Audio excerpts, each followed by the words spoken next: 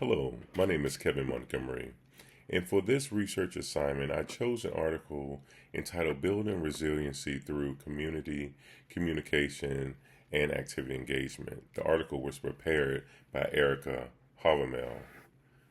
Just to give you a little background on the article itself, the research was conducted by Our Military Kids, a nonprofit that provides grants to children of service members deployed overseas with the United States National Guard and Reserves, and to service members that sustained serious injuries while deployed in support of post 9/11 operations overseas. For this discussion, children of service members will be referred to as dependents, and those recovering from serious injuries sustained in support of post 9/11 operation may be referred to as wounded warriors.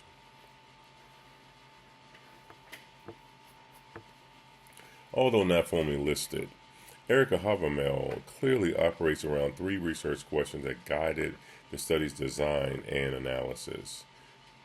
The first question was, how does the participation in extracurricular activities funded by our military kids grants affect the emotional and academic well-being of children with deployed parents? Number two, can community support and structure activities improve family resilience during deployments?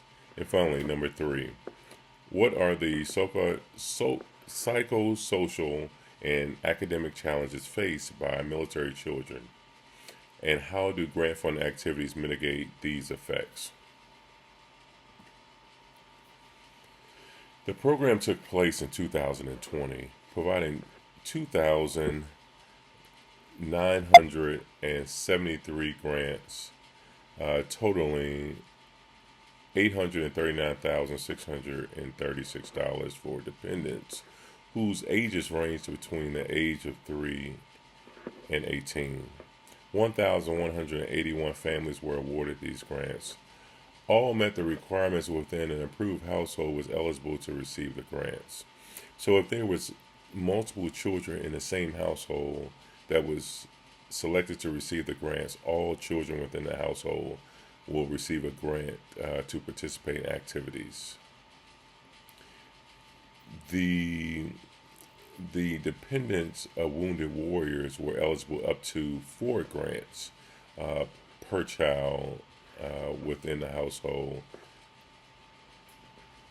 The grant recipients by branch of service was 50% of the grant recipients were from the Army National Guard, 18% was from the Air National Guard, 12% was from the Army Reserves, 7% was from the Air Force Reserve, and 6% was from the Navy Reserves. 64% of the grants were used for sports programs, 24% of the grants were used for art programs, 6% was for camps, and 6% was used towards tutoring services. The aims of our military kids was to change the experience of dependents of deployed parents, both psychosocially, socially, and academically. Provide dependents with a sense of community with other children, friends, and mentor figures. The grants also were designed to serve as a form of recognition, compensation, and even a distraction to children of deployed service members and recovering wounded warriors. Our military kids stimulated conversations, ultimately improving communications of dependents through group discussions and fun, engaging topics. The program was designed to release some of the stress experienced by parents left behind and children coping with the absence of a parent, the possible danger of their deployed parent, and often lengthy recoveries of wounded warriors. The research finding was both qualitative and quantitative in nature. The study provided a host of information that serves as the heart of the quantitative data. Some of the quantitative data listed is as follows. The grant recipients by branches that was listed previously in this discussion. 60% of the recipients were service members of enlisted personnel. 32% of the recipients were officers, and 7% of the recipients awarded this grant was from a family led by a warrant officer. 74% of the grant applications was filled out by the spouse, and 22% was filled out by the service members. 81% of the surveys were completed, and over 2/3 of service members supported had deployed more than once, and 42% of the service members deployed more than 3 times. So for some kids, this was not their first rodeo. This wasn't the first time a parent has deployed. I initially, but before having children, was a dual military family.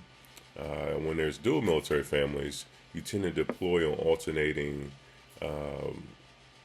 alternating timelines, never at the same time, allowing for one parent to remain back to provide a stable family care plan while the other service member is deployed.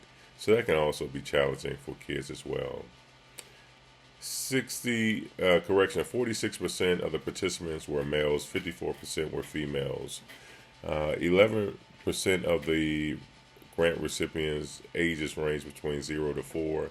36% of the recipients' ages range between 5 and 8. 32% of the recipients' age range between 9 and 12. And 25% of the recipients' age range between 13 to 18.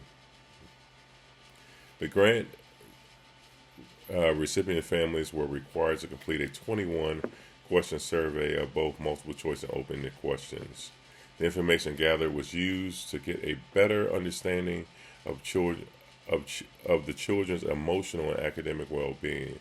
The surveys yielded both quantitative data and qualitative insight.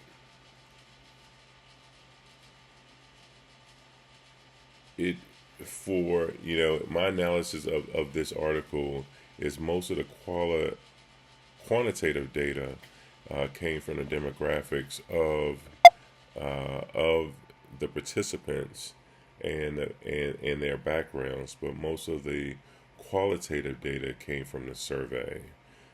Gave some additional insight, and some of the insight I chose to focus on was the negative symptoms that were listed by the grants recipients, and it was a list of about 8, and I chose to discuss the top 4 symptoms.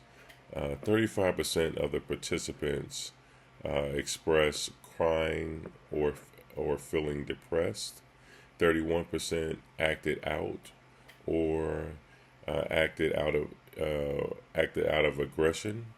29% dealt with attention difficulties, and 19% of the recipients expressed fearlessness or nightmares.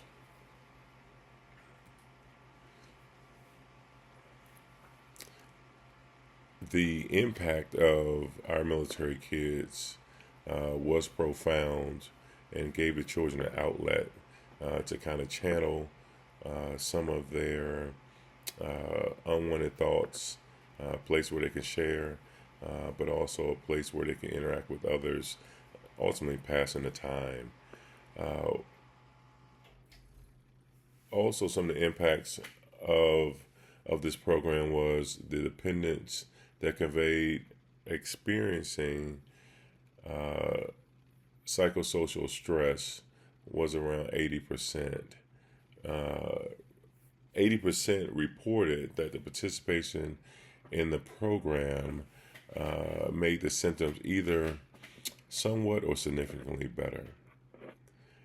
This trend holds true for negative academic outcomes as well. 55% of the children greatly improved academically. So this program, I think, as it got after some of its aims and goals, definitely met some of its objectives by just improving the quality of life of the dependents of deployed service members. And so, lastly, I'd like to discuss who can benefit from this type of research. And so I listed a few things that came to mind. And the first thing that came to mind was educators that work within the Department of Defense education activity, which is also known as DODEA school systems. Behavior health professionals that work with military dependents. Oftentimes, children, I think of this generation, have more access to behavior health and professionals and social workers that can help them through situations that sometimes the parents have a hard time of communicating. Also, school social workers could benefit from this information. Military and veteran affairs, just as we look at providing services for our youth, I think this research kind of gives a framework of some things that have proven to be successful. But for me in particular, I listed the social organizations that mentor the youth of military dependents.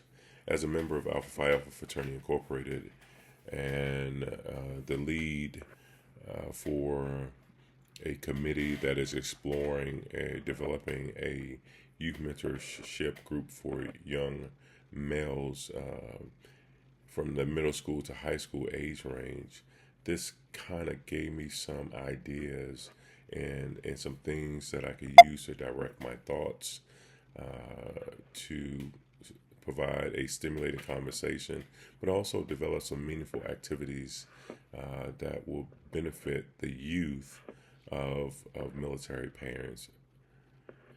I hope this discussion was beneficial to some and informative to others, and I thank you for your time.